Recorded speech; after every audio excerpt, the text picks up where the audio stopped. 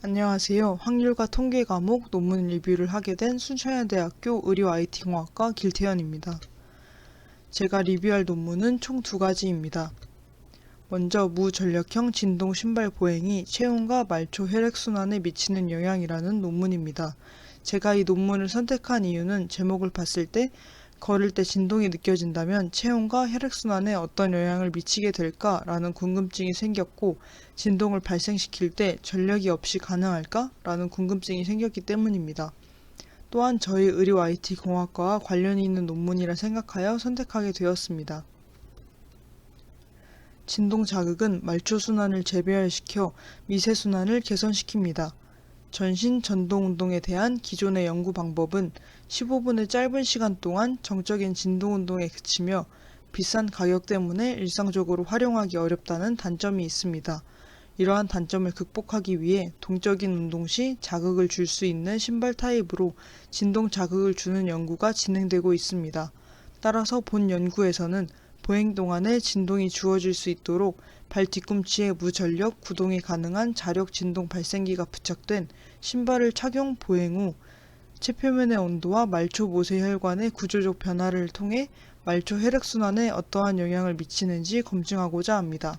다음은 연구 방법입니다.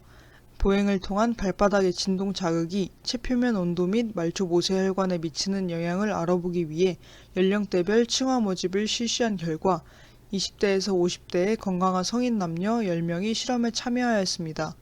실험자들은 아래 5가지 항목에 해당하지 않는 사람들로 구성되었으며, 오른쪽의 표 1은 실험자의 일반 정보를 나타낸 표입니다. 대상자 10명은 일반 신발 착용군과 진동 신발 착용군 실험에 모두 참여하도록 하였습니다. 단 실험 순서는 무작위로 정하였습니다. 또한 체표면 온도 및 비침습적 모세혈관 촬영을 사전에 한 후 평소에 신고 다니는 신발 및 제공된 진동 신발을 신고 트레드밀에서 4km/h의 속도로 15분간 걸은 후 동일한 사후 측정을 하였습니다. 일반 신발 또는 진동 신발을 착용 후 트레드밀을 걸었을 때 전이 효과가 발생되는 것을 방지하기 위해 동일 실험은 2일 후인 3일차에 진행하였으며, 측정 도구로는 적외선 체열 측정기와 모세혈관 현미경을 사용하였습니다.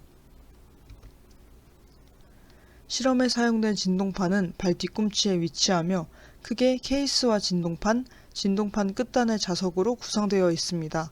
진동판의 끝단에 설치된 자석과 두 케이스의 자석 사이에 청력이 작용되어 외부 충격 시 진동판을 상하로 크게 진동시키는데, 보행 시 발의 지면 반발력으로 인해 진동판이 크게 진동되면 착용자는 발바닥의 뒤쪽 특수 제작된 중창 아래로부터 진동 감각을 느끼게 되는 구조입니다.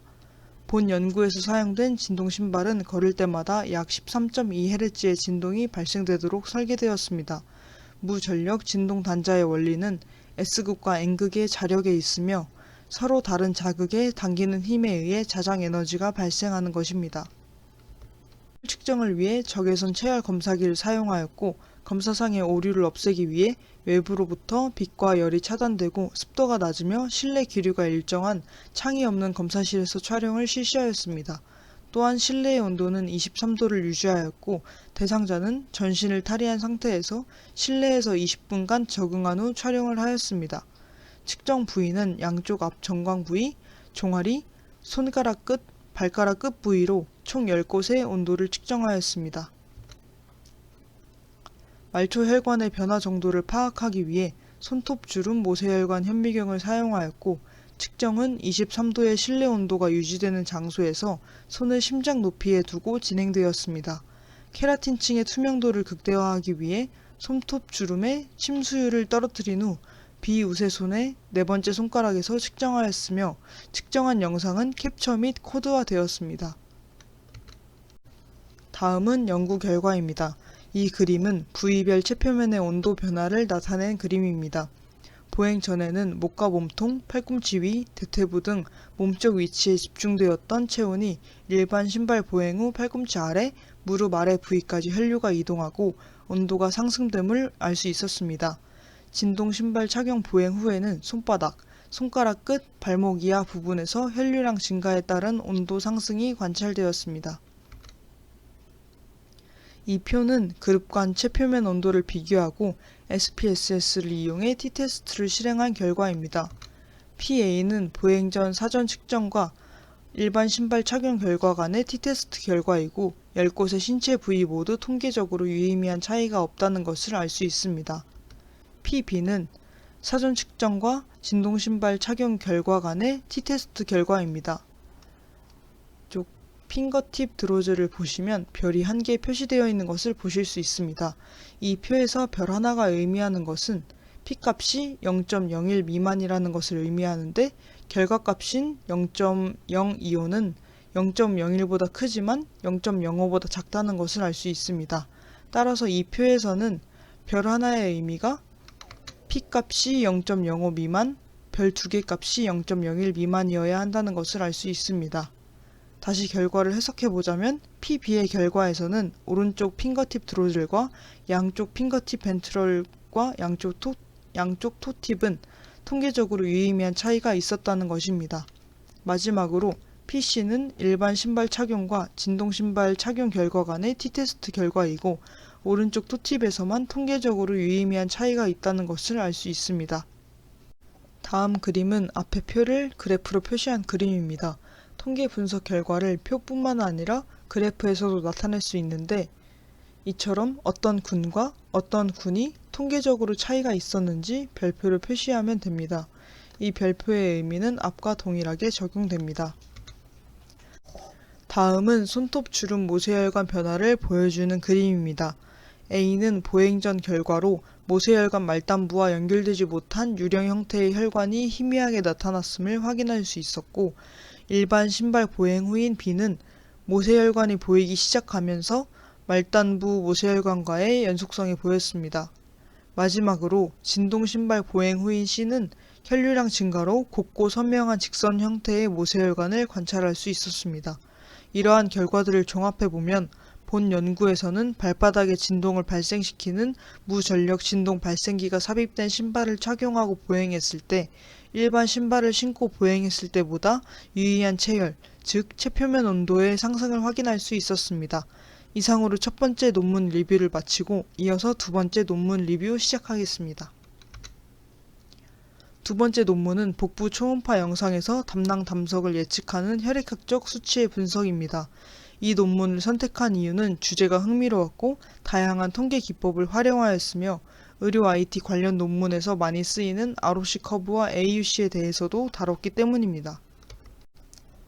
본 논문은 복부 초음파 검사를 통해 담낭 담석이 관찰된 대상군 169명과 관찰되지 않은 대조군 184명의 성별, 연령, 다양한 혈청학적 검사 결과를 비교하고 다중 로지스틱 회계 분석을 통해 연령과 감마 GTP가 담낭 담석의 위험 인자임을 확인하였습니다. 복부 초음파 검사는 여러 장점 때문에 담낭 담석의 진단에 있어서 1차적으로 선택됩니다. 본 연구에서는 담낭 담석이 관찰되지 않은 정상군과 복부 초음파 검사를 통해 발견된 담석이 있는 대상군들을 대상으로 여러 생화학적 검사 결과를 분석하여 담낭 담석을 발생시킬 수 있는 변수들을 검증하고 최적의 컷오프 밸류를 결정하기 위해 ROC 커브 분석을 시행하였으며 AUC, 민감도, 특이도를 알아보고자 하였습니다. 본 연구는 2016년 6월부터 12월까지 P병원을 내원하여 초음파 검사를 시행한 환자 353명을 대상으로 하였습니다. 복부 검사용 초음파 장비는 다음과 같고 혈청학적 검사 수치는 초음파 검사를 시행한 시점에 아래와 같은 기기로 측정된 수치를 활용하였습니다.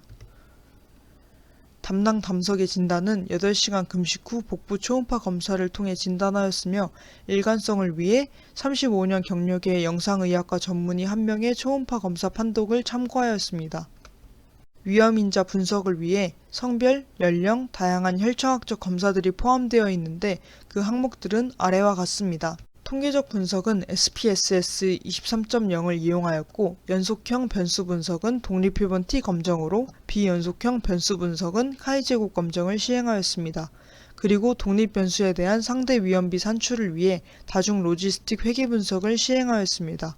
또한 변수들로부터 타당성을 검증하고 최적의 컷오프 밸류를 결정하기 위해 ROC 커브 분석을 시행하였고 AUC, 민감도, 특이도를 산출하였습니다. 여기서 독립표본 T 검정은 두 그룹의 평균을 비교하는 기본적인 통계 분석법 중 하나입니다. 카이제곱 검정은 관측 데이터의 분포가 이론값의 분포에 따르는지 여부를 검증하는 방법으로 범주형 변수에 활용됩니다. 여기서 범주형 변수란 수치화할 수 없는 변수를 의미합니다.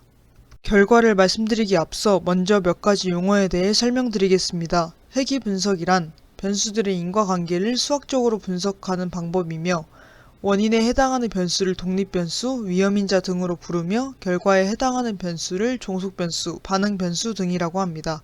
이러한 회귀 분석은 오른쪽 그림과 같이 여러 기준에 따라 다양하게 분류할 수 있는데 그중 독립변수의 수가 2개 이상인 경우에는 다중 회귀 분석을 사용합니다. 다중 회귀 분석의 종속 변수가 범주형 변수일 때 사용되는 것이 다중 로지스틱 회귀 분석입니다. 즉, 다중 로지스틱 회귀 분석이란 범주형 변수의 변화를 설명하고 예측하기 위하여 2개 이상의 독립 변수가 사용되는 회귀 모형을 뜻합니다.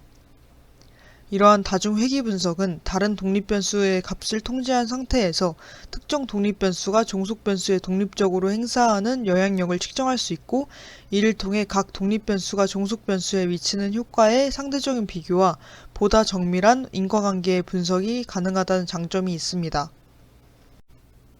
다음으로 ROC란 이진 분류 시스템에 대한 성능평가 기법을 의미하며 X축은 1- 특이도, Y축은 민감도를 나타냅니다. AUC는 ROC 커브의 면적을 의미합니다. 민감도 특이도에 대해 설명하기 전에 분류 모델 성능을 평가할 수 있는 지표인 컨퓨전 매트릭스에 대해 먼저 설명하겠습니다. 트루 파지티브란 예를 들어 담낭 담석의 환자 중에 양성으로 진단된 환자 수를 의미하고 false negative란 담낭 담석 환자인데 정상으로 진단된 환자 수를 의미합니다. false positive란 정상인데 담낭 담석 환자로 진단된 수를 의미하며 true negative란 정상인을 정상으로 판단한 수를 의미합니다. 민감도란 담낭 담석 환자 중에서 양성으로 판정받은 비율을 의미하며 특이도는 정상인들 중에서 음성으로 판정을 받은 비율을 의미합니다. 여기서 ROC 커브의 X축인 1- 특이도는 false positive를 의미합니다. 다음으로 대상자의 일반적 특성에 따른 결과입니다. 표 1과 2는 담석의 유무와 관련된 사람들의 특성을 나타냅니다. 성별의 경우 범주형 변수이므로 카이제곱 검정을 사용하였고 나머지는 연속형 변수이기 때문에 독립표본 T 검정을 사용하였습니다. 그 결과 남성보다 여성에서 담석증의 발생 빈도는 조금 더 높았으나 통계적으로 유의한 차이는 없었습니다. 또한 TG, ALT에서는 유의한 차이가 없었으며 나머지에서는 유의한 차이를 나타내었습니다. 다음은 담낭 담석 위험인자와의 로지스틱 회귀 분석 결과입니다. 앞서 진행한 결과 중 유의미한 차이를 보이는 인자들을 이용해 로지스틱 회귀 분석을 시행하였습니다. 그 결과는 아래 표와 같습니다. 표에서 베타는 각 독립 변수들의 결과에 대한 영향력을 나타내는 회귀 개수이며 베타의 부호가 플러스이면 OGB의 값은 1 이상으로 나타나고 해당 변수의 값이 커질수록 담낭 담석 환자로 분류될 가능성이 커집니다. OGB는 어떠한 요인이 1단계 늘거나 주는 데에 따라 종속 변수량이 몇 배 증가하거나 감소하는지에 대한 변화 정도를 나타냅니다. 예를 들자면 AST는 수치가 높아짐에 따라 담낭 담석 발생 가능성은 1.011배 더 증가함을 알 수 있습니다. 담낭 담석의 예측 모형입니다. 앞선 결과로 담낭 담석의 위험인자로 확인된 연령과 감마 GTP의 ROC 분석을 통해 예측 확률을 산정하였습니다. 표 4에서 볼 수 있는 뉴든 인덱스는 ROC 커브에서 컷오프 포인트를 찾는 방법 중 가장 흔한 방법입니다. 기본적으로 민감도 플러스 특이도 마이너스 1이라는 계산식을 이용해 특이도와 민감도의 합이 최대가 되는 점을 구하는 것입니다. 오른쪽 그림의 ROC 커브 곡률과 AUC 값을 보면 엄청 높은 성능을 보이지는 않지만 나쁘지 않은 성능을 보이고 있다는 것을 알 수 있습니다. 최종적으로 본 논문의 결과는 담낭 담석의 위험인자는 연령과 감마 GTP라는 것입니다. 마지막으로 본 논문의 내용은 아니지만 참고로 말씀드리자면 의학에서 민감도란 어떤 질병이 있는 상태에서 그 질병을 얼마나 잘 찾아내는가 하는 정도를 수치화한 것입니다. 극단적으로 질병이 있거나 없거나 상관없이 모든 사람에게서 양성을 보여주는 검사법이 있다면 이것은 질병이 있는 사람을 모두 양성으로 판정하므로 민감도가 100%이기는 하나 이를 검사에 이용할 수는 없습니다. 질병이 없는 사람도 양성으로 판정을 하므로 하나마나한 검사법이기 때문입니다. 그러므로 질병을 진단하기 위해서는 민감도 외에 특이도가 높은 검사법을 개발해야 합니다. 특이도는 질병이 없는 상태에서 그 질병을 얼마나 못 찾아내는가 하는 정도를 수치화한 것입니다. 질병이 없는 사람을 아무리 많이 검사하더라도 모두 음성으로 판정해야 좋은 검사법이지, 질병이 없는 사람을 수시로 양성으로 판정하는 검사법이 있다면 그 검사법은 효용 가치가 떨어질 수밖에 없는 것이기 때문입니다. 이상으로 논문 리뷰를 마치겠습니다. 끝까지 영상 시청해주셔서 감사합니다.